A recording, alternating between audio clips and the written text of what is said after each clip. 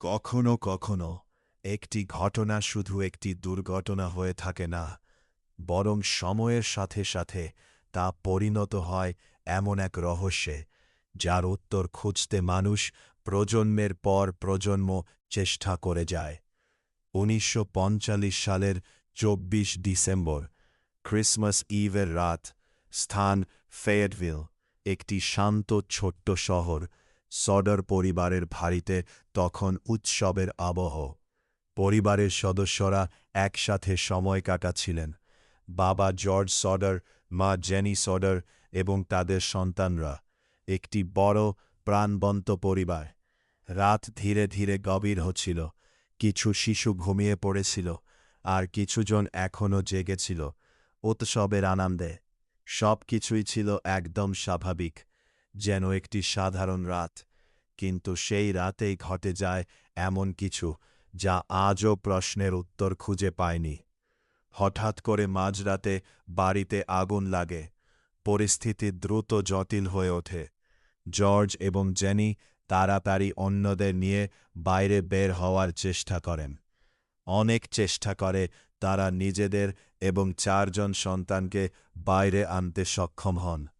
কিন্তু ৫ জন শিশু, Morris, Martha, Luis, jenny এবং বেটি, তাদের আর খুঁজে পাওয়া যায় না। সব কিছু ঘটে খুব দ্রুত, এবং কিছুক্ষণের মধ্যেই বাড়িটি সম্পূর্ণ ধ্বংস হয়ে যায়। পরের দিন ঘটনার জায়গায় খোঁজাখুঁজি করা হয়, কিন্তু অবাক করার মতো বিষয়, হারিয়ে যাওয়া ৫ জন শিশুর কোনো স্পষ্ট চিহ্ন পাওয়া যায়নি। এই জায়গা থেকেই শুরু হয় এক রহস্য। স্থানীয় কর্তৃপক্ষ প্রথমে ঘটনাটিকে একটি সাধারণ অগ্নিকাণ্ড হিসেবে বিবেচনা করে, কিন্তু জর্জ সডার এই ব্যাখ্যায় সন্তুষ্ট ছিলেন না। তার মতে কিছু বিষয় একেবারেই স্বাভাবিক ছিলেন না। তিনি জানান, কিছুদিন আগেই বাড়ির বৈদ্যুতিক ব্যবস্থা পরীক্ষা করা হয়েছিল। সব কিছু ঠিকঠাক ছিল। আরও কিছু অদ্ভুত বিষয় সামনে আসে, যেমন আগুন লাগার আগের দিনগুলোতে কিছু অচেনা ঘটনা লক্ষ্য করা গিয়েছিল। একজন অচেনা ব্যক্তি বাড়ির আশেপাশে ঘোরাঘুরি করছিল বলে কেউ কেউ বলেছিল। কিছু ফোন কল এসেছিল, যেগুলোর কোনো পরিষ্কার ব্যাখ্যা ছিলেন না। এছাড়া আগুন লাগার রাতে জর্জ তার গাড়ি ব্যবহার করে বাচ্চাদের কাছে পৌঁছাতে চেয়েছিলেন, কিন্তু আশ্চর্যজনকভাবে গাড়িগুলো কাজ করেনি। এই ঘটনাগুলো পরিবারটির মনে সন্দেহে তৈরি করে। তাদের বিশ্বাস ধীরে ধীরে বদলাতে শুরু করে। এটা কি শুধুই দুর্ঘটনা ছিল, নাকি এর পেছনে অন্য কোনো কারণ ছিল? সময়ের সাথে সাথে সডার পরিবার একটি দৃঢ় বিশ্বাসে পৌঁছায়, তাদের ৫ সন্তান হয়তো বেঁচে আছে। এই বিশ্বাসই তাদের জীবনকে নতুনভাবে গড়ে তোলে। তারা সেই জায়গায় আর নতুন করে বাড়ি তৈরি করেননি, বরং সেই স্থানটিকে একটি স্মৃতিচিহ্ন হিসেবে রেখে দেন। একটি ছোট্ট বাগান, যেখানে হারিয়ে যাওয়া শিশুদের স্মরণ করা হয়। ১৯৫০-এর দশকে তারা একটি বড় বিলবোর্ড স্থাপন করেন। সেখানে ৫টি শিশুর ছবি এবং একটি বার্তা দেওয়া ছিল, যে কেউ কোনো তথ্য দিতে পারলে পুরস্কার দেওয়া হবে।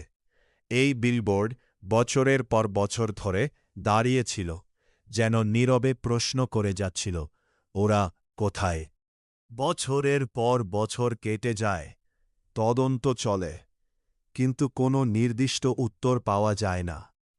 তবে ১৯৬০-এর দশকে একটি ঘটনা আবার নতুন আলোচনার জন্ম দেয়। সডার পরিবার একটি ছবি পায়, যেখানে একজন যুবককে দেখা যায়, যাকে তাদের এক সন্তান লুইয়ের মতো মনে হয়। ছবিটির সাথে একটি বার্তাও ছিল, যা পুরো বিষয়টিকে আরও রহস্যময় করে তোলে। জর্জ এবং জেনি এই ছবিটিকে খুব গুরুত্ব দেন। তারা এটিকে একটি সম্ভাবী সূত্র হিসেবে দেখেন, কিন্তু দুঃখজনকভাবে এই সূত্র থেকেও কোনো নিশ্চিত সিদ্ধান্তে পৌঁছানো যায়নি। সময়ের সাথে সাথে অনেক কিছু বদলে যায়, কিন্তু এই রহস্য একই থেকে যায়। পরিবারের সদস্যরা একে একে বয়সের ভারে নুয়ে পড়েন, তবুও তাদের বিশ্বাস কখনো পুরোপুরি ভেঙে পড়ে না। তাদের শেষ জীবনের দিনগুলোতেও তারা বিশ্বাস করতেন তাদের সন্তানরা কোথাও আছে। পরবর্তীতে পরিবারের বাকি সদস্যরা, বিশেষ করে তাদের মেয়ে সিলভিয়া, এই ঘটনাটিকে মানুষের সামনে তুলে ধরতে থাকেন। মিডিয়া, ইন্টারনেট, সব জায়গায় এই গল্পটি নতুন করে আলোচনায় আসে। আজও এই ঘটনাটি আমেরিকার সবচেয়ে অমীমাংসিত রহস্যগুলোর একটি হিসেবে পরিচিত। একটি পরিবার, একটি রাত, আর ৫টি হারিয়ে যাওয়া জীবন। কেউ নিশ্চিতভাবে বলতে পারে না সেই রাতে ঠিক কী ঘটেছিল। কেউ জানে না ওরা কোথায় গেল। সম্ভবত এটি ছিল একটি দুর্ঘটনা, অথবা হয়তো এর পেছনে ছিল অন্য কোনো গল্প যা কখনো পুরোপুরি সামনে আসেনি। কিন্তু একটি বিষয় নিশ্চিত, এই গল্প শুধু একটি ঘটনা নয়, এটি একটি অনুভূতি, অপেক্ষা, আশা এবং অজানা সত্যের খোঁজ। হয়তো কোথাও এই রহস্যের উত্তর এখনও লুকিয়ে আছে, আর হয়তো একদিন কেউ সেই উত্তর খুঁজে পাবে।